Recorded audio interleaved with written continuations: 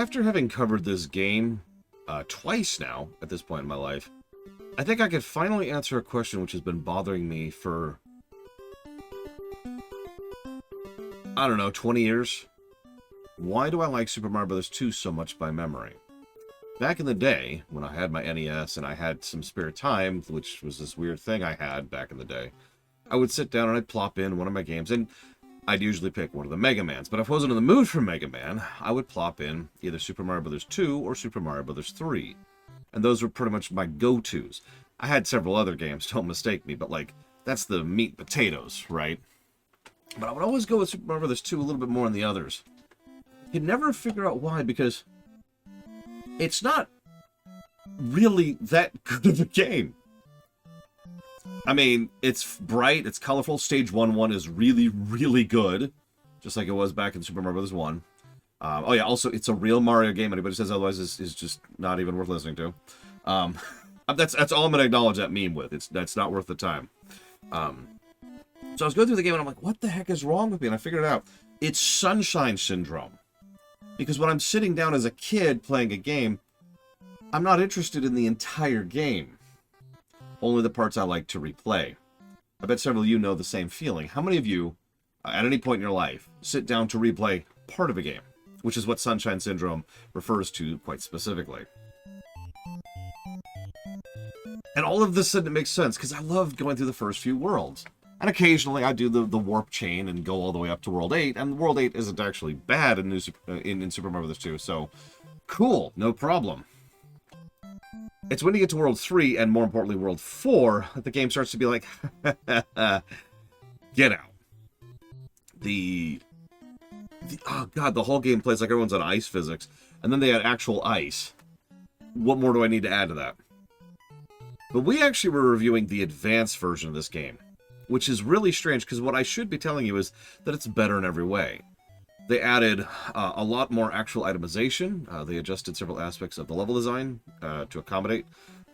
So there's like new enemies, new power-ups, new one-ups, there's new mushrooms. I don't know why I said power-ups, there's no new power-ups. There's new enemy types, like the large enemies, and they changed around how some of the enemies actually operated. Basically, it's just a polishing pass of the whole game. It should be superior, like top to bottom. So why isn't it? I want you to listen. I don't want you to think about that, because we're actually going to come back to that with the next video that's going to be coming live. But for the moment, all I'm going to say is that it really should have been the better version, and it totally freaking wasn't. I can point to one thing definitively that was worse, and that's the goddamn camera. So for those of you not aware, and I've done actual, like, graphic mock-ups of this. In fact, actually, do I have one ready here? Oh my god, I totally do. I didn't even plan for this. Check it out. If it'll show up on the screen, that would be nice.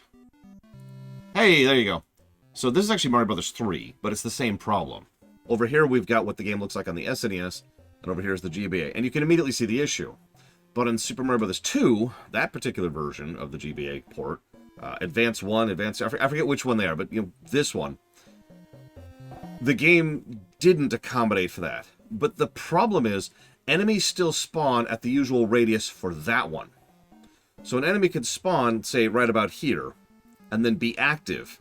Or, say, up here and be active. But you physically cannot see them. And you can jump off screen, and you can guess what happens. By the way, Super Mario Bros. 2 is a very vertical game, too. So that's another problem on top of everything else. Cool.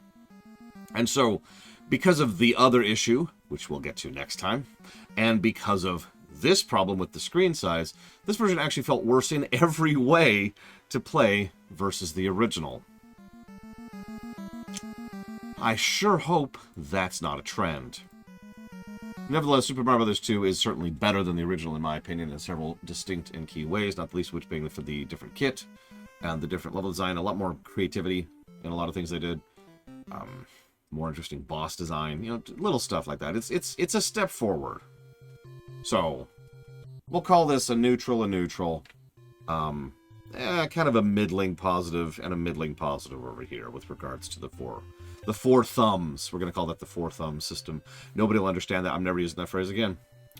Today we're going to start up New Super Mario Bros. U Deluxe. Probably a slightly better game. And otherwise... Oh, and I'm never doing Ruminations again. I'll see you next time.